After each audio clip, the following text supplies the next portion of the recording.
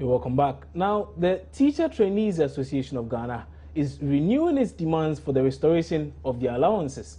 Now, those allowances were withdrawn last year as a cost-saving measure by government. The issue came up again last week when a group of teacher trainees heckled two deputy ministers at a gathering in Kumasi. Joining me in the studio with more is the National Public Relations Officer for the Teacher Trainees Association, Patrick Entry Kakari. Hello, Patrick. Welcome to the show. Thank you. So, why this press conference again? Why? You see, upon all the, thank you very much once again for the opportunity on this platform. Upon all the measures that as an association we decided to put into consideration, we realize that when you get to the grounds, our people are crying and they are yearning for these allowances. And for that matter, if you are in a house and your child is demanding for something which is very pertinent to him or her, you have to fight for that child. And for this reason, we want to organize this press conference again in relation to an event which took place at Kumasi.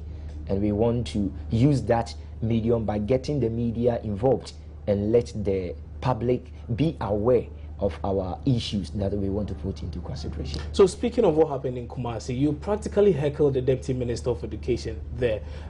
Your colleagues, I must say, heckled him. What was the point in that? You see, we realized that that was their natural feelings that they try to express towards the Deputy Minister of Education. And as a matter of fact, we realized that it was some of their sentiment that they decided to express towards him, in that as an association we have petitioned the Ministry of Education with a lot of communiques, and it looked as if they were not paying attention to us.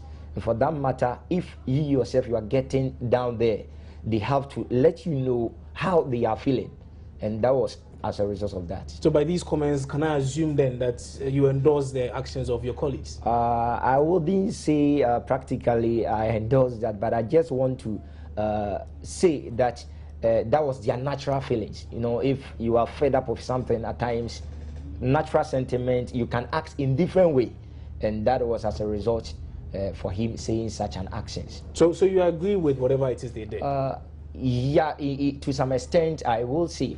To some extent, I will say to some extent, I will also not be in line with that. So, what do you really want government to do for you now? You know, I thought government made it clear that they are doing this because of A, B, or C. They gave a number of reasons. What do you really want government to do now? You see, when they decided to bring this policy in place, our predecessors, the then executive, we petitioned the Ministry of Education that it is never going to help the teacher training education sector. So the first priority, most especially on this mega press conference that we want to organize, is on that we want them to bring back their allowances, because it is something which is going to help the Teacher Training Association, and it will help somebody who is coming out from a training institution to become a professional teacher. So we are demanding, or we want them to reinstate the allowances. That is the first priority. I see. So that obviously is a very topical thing that is expected to come up at this press conference. What are the other issues expected? The other issues is that, you see, recently Honorable Kujetu Ablakwa touched on the utility bills that the tertiary institution, they are going to pay utility bills. Notwithstanding that one also, we have touched on that in our community. We believe previously government was taking all these things as his responsibility, of which we have even commended them in that communique that we released recently. And we believe, we want to touch on that we are also not happy with that. And as a student body, we want to bring it before them, that we have realized that if these utility bills are going to put into consideration, then it is going to also affect us more. So we are going to touch on these utility bills. And notwithstanding the stance of level 200, we don't know. We've petitioned them several communiques recently. I will say the third bullet for our communique that we released to them is about this stand of the level 200. We don't know where they are going. You know, previously, if you are in level 200, you know that by the time you get to third year, by the time you get to fourth year, you know, you'll be posted to the district. But now, measures, we don't know. if measures have been put in place. We want them to tell us something. And our people themselves are also, they are on our necks. And they want us to find out from the appropriate sector what is happening. For all you know, they know that they are in the institution, but they want to know, are they going to be posted? These are some of the matters that we want to touch on. But that is the norm all this while, that after, when you're in the second year, they are posted after a while. So I don't know why this year is going to be a problem. Yeah, thank you very much. That one, that is the one. Have there been any adjustments to the system? Yes, total adjustment. What adjustments are those? You see, previously you have to fill a form, and once you are in level 200, you know that I have filled a form for maybe Asante Achim South District, maybe Kwao East District. So you know that by the time you be at level 300, that is after your out program, you'll be going to Asante Achim South. But now these people have not filled any form of that sort, and we are thinking that something might happen. They don't know where their destiny is as far as the educational ladder is concerned in the training institution. So we believe that if they are able to tell us with legal documents, we don't have anything material backing the point that level 200, they will get to this place, they will get to this place. Are they going to put on the national scheme service? We don't know. So that one also, we have petitioned them. We've used this democratic way to inform them about it, but it's like our communiques have not been attended to. So if your communiques have not been responded to or attended to, what makes you think a press conference will do the trick? We believe one of the things that we think the press conference will do is that we know the media as one strong institution in this society. So if we are able to use this medium of this platform, other public stakeholders will get to know our issues, because you know we have been petitioning them with a communique. They themselves, they are in their offices, and we've submitted it to them. And if we think we organize this press conference, the media men will come around, and when they come around, they are going to relay the information to the public. And that is where, if somebody is an educational stakeholder, will get to know that, oh, the training institution, they are suffering. This was not how it was, but now things have changed. Let us also get ourselves together and fight for these people. And that has been one of the most priority that we want to do. We want to use the media, and I believe the media is also a friend to us. And we want to consider that when after this press conference, we believe other educational stakeholders will come in, and then I believe people who are also around and they don't know what is happening. That is where even parents who's parent with their students or their children or their child, they are in a training institution. That is where they are also going to know that, oh, my son is suffering, my daughter is suffering. It depends on how the media people or media men are going to relay the information. That is the exact thing we want to do today. I see. So you've highlighted a number of things you want to put across to government.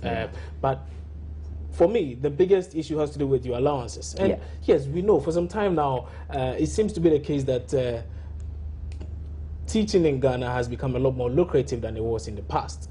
Now, even though the allowances have been scrapped, other measures have been put in place, like across board what we see in other universities and other tertiary institutions. There's a loan facility. Why are you not opting for the loan facility? You still want the allowances. Thank you very much again. You see, these loan facilities that they are bringing in, it will interest you to the fact. You know, I believe our honorable members have been just saying it, but in reality, it is not happening on grounds.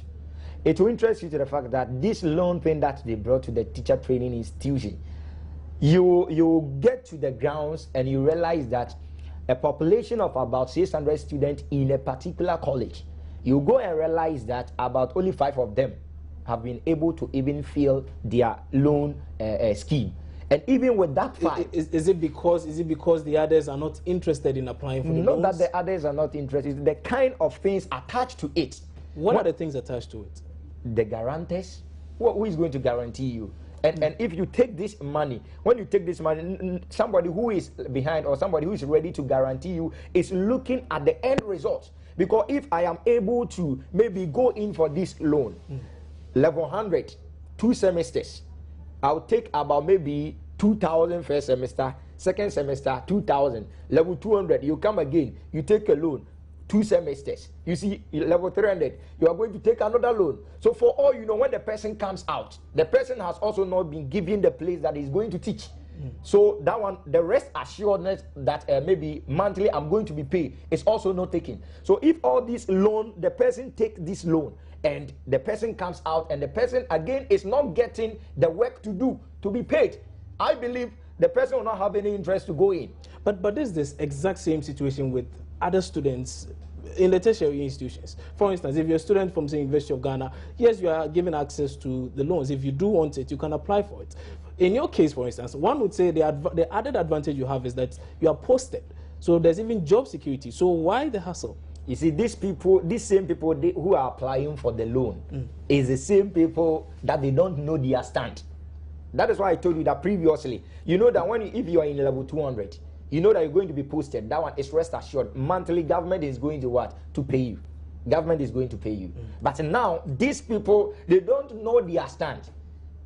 And for all you know, the processes, I have a witness and I have some people that have consulted. As a national officer, I've been going to the various colleges to see what is happening on ground. But these same processes are the same ones that every other person goes through. Yeah. Why should a teacher training be an exception? That is one thing we have to talk of, because you know the profession is we will say a profession with uniqueness. You are being trained. You know, other institutions, I believe, you see, they will be trained or they will be taught to come out with different things altogether. But here is the case that a teacher trainee is being trained to come out there and come and teach a Ghanaian child. You see, the person who is about to know what will happen in the future, it is the responsibility of the teacher trainee to come out there and what? And teach the person perfectly. And if the person is being treated this way, I believe there will be a total frustration to that person. Okay. You get it. Thank you very much, Patrick. That's Patrick Entry Kakari. He's actually the National Public Relations Manager of the Teacher Trainees Association of Ghana, and he's been churning out quite a number of things here. We'll be moving on now. And a circuit court judge in Accra, Justice Francis Obri, is the latest to question the commitment of state prosecutors to the cases they pursue in court. This was after what he describes as prosecutors' wishy-washy attitude, compelling him to grant bail to two businessmen held for over a month for the alleged importation of narcotics from Bolivia. Similar instances, such as the very recent controversial acquittal and discharge of businessman Alfred Agbeshi Woyome in the 51 million cedi judgment debt saga, have all given many the jitters with regard to state prosecutors' efficiency in their pursuit of cases. Joy News Kwachi Afreniama in the following report highlights some of the recent cases which have given rise to criticism of the Attorney General's department.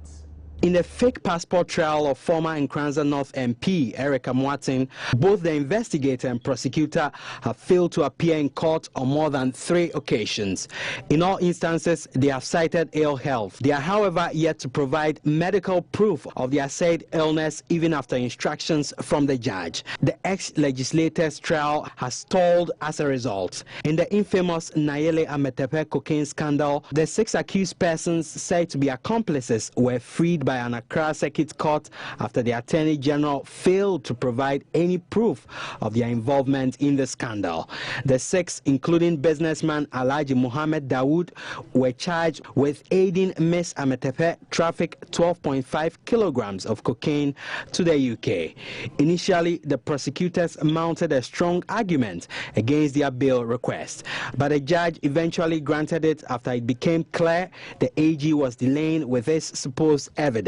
In this case as well, Justice Francis Obri's court was forced to adjourn many times while waiting for the state to conclude its findings.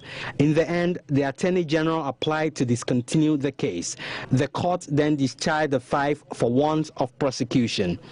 On Monday, an Accra Circuit Court granted bail to 2 businessmen facing narcotic charges. In his ruling, presiding judge Francis Obri questioned the facts presented to the court by the prosecution. According to him, quote, the facts did not support the charges. He described the handling of cases by prosecutors as wishy-washy. On Tuesday, an Accra court adjourned the criminal trial of former National Service boss for a 7th time. The reason for the postponement is no different from from other cases. The state is yet to conclude its investigations. Finally, in the legendary Alfred Woyome case, Justice Najet Nassam questioned the competence of state prosecutors. Mr. Woyome was acquitted and discharged of willfully causing financial loss to the state. The Attorney General has, however, declined comment on the matter immediately. The AG is expected to release a statement on the issue later this week. For Joy News, Kwache Afreniama.